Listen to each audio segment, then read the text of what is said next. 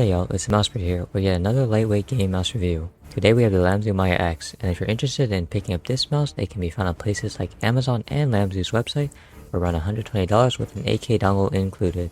Up on the screen you'll see some technical specifications about the mouse, and I'll go over a few of them right now. The Lamzu Maya X is a 47 gram symmetrical mouse with the PixArt 3950 sensor and support for the AK pulling rate. It features arm-on opticals for the left and right mouse buttons and the Lamzu encoder for the scroll wheel. I won't be going over the rest of the specifications, but if you are curious, they will be listed down below in the description, and you can go back and pause the video at any point. And now let's take a look at what you get inside the box. Inside you'll find the mouse, an extra pair of PTFE mouse feet, a braided USB-C to USB Type-A cable, and the 8K Hz dongle. As far as build quality goes, the Maya X is made of a mostly plastic construction with a completely solid upper shell and a lower shell that has cutouts to reduce the weight of the mouse. When I press down on the sides of the mouse, it feels solid with no creaking or side flex, and the bottom shell feels surprisingly solid with a slight bit of flex when you press down on it. The mouse comes with the usual set of mouse features. On the top of the mouse, you can see the left and right mouse buttons and a scroll wheel. On the left side of the mouse, you'll find two side buttons, and on the bottom of the mouse, you'll find an on and off switch, a DPI button, and the mouse sensor. The mouse sensor is positioned toward the slimmest part of the grip width of the Maya X, which means that it is slightly off-centered vertically and perfectly centered horizontally. Weight balancing is done really well in the Maya X, with the weight being evenly distributed through the entire mouse. This makes it so the mouse moves with the same amount of pressure in each direction and makes it feel lighter than it actually is. The main mouse buttons do have a slight bit of wobble, but this isn't notable during normal usage and only when you're actively pushing them side to side. Otherwise, the clicks are nice and light, and they produce a slightly muted noise when you press down on them. Oh yeah, these are optical switches, so they will produce less feedback than a mechanical switch, so if click feeling is super important, I recommend sticking with mechanical switches. Side buttons are pretty responsive and snappy, but I will say I wish they produced a muted sound like the main mouse buttons. And finally, the scroll wheel click is pretty mushy and it doesn't feel good to use at all. That being said, scrolling is enjoyable and doesn't require a ton of force to push it up and down. There are a few negatives that come with using this mouse, the first thing being the mouse skates. They are quite scratchy out of the box and require a bit of usage to break them in. The second thing is the braided cable, which is very inflexible, so I wouldn't recommend you use it in wired mode. And the last thing is that the battery goes on pretty fast, and I'll find I need to charge it every 4 to 5 days as it approaches 0%. I don't know if this is just because the battery sensor is inaccurate, but I noticed that once I plug it in, the battery will jump 10% instantly. And now let's do some comparisons between the Maya X and some of the other mice that I currently own. Here's the Maya X versus the XM2 8K.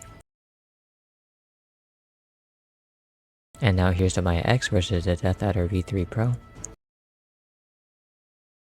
And now we have the Maya X versus the OP1 8K.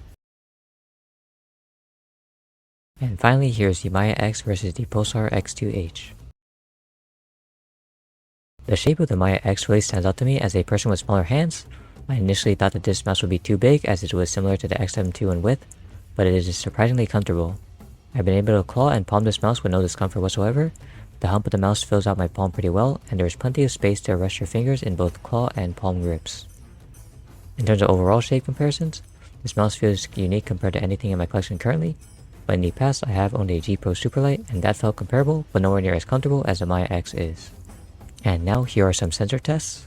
Here I am in Marvel Rivals playing Conquest at 1K Hz pulling rate.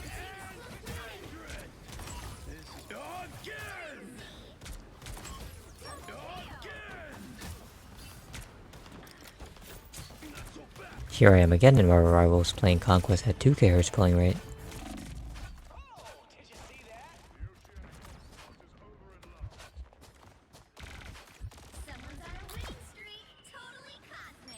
Here I am for a third time in Marvel Rivals playing Conquest at 4K Hz pulling rate.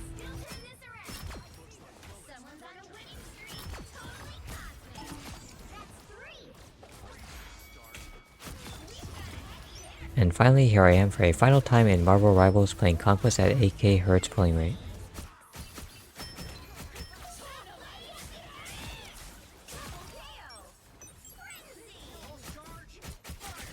Lamzu's implementation of the 3950 sensor in the Maya X is pretty well done, and I haven't had any issues using it at any pulling rates. That being said, I would probably recommend you use 1K or 2K Hz pulling rate, as 4K and 8K kill the battery life, and it doesn't really come into play until your monitor's refresh rate is at 480 Hz or higher. For my final thoughts, I want to say that Lamzu has done a fantastic job with the Maya X. The mouse has a ton of great things going for it, ranging from its shape to its weight distribution and build quality. The sensor implementation is great and it is running the latest mouse tech in 2025. There are some downsides to this mouse like the mediocre battery life and poor default skates, but overall, I've enjoyed my time using this mouse, and I would recommend it for those of you looking for a larger mouse that is lightweight with a great shape. That being said, if you enjoyed the video, make sure to like and subscribe for more mouse reviewing content, and if you have any comments, questions, or criticisms, make sure to leave them down in the comment section below, and I'll try my best to address each and every one of them. Without further ado, see y'all in the next video.